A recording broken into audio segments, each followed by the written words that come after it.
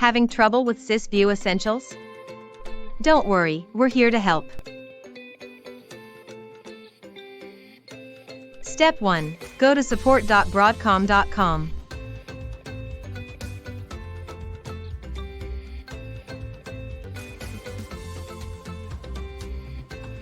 Step 2. Open a support case.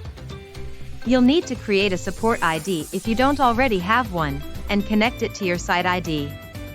If you are not sure what your site ID is, type the status command while in SYSVIEW Essentials. The site ID is listed on the first page of the display. Be sure to provide as much detail as possible about your issue, including error messages and steps to reproduce the problem. Following these simple steps will ensure that your issue is resolved as quickly as possible.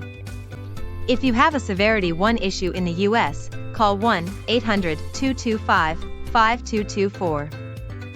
For global phone numbers, visit support.broadcom.com/web/ecx/contact-support.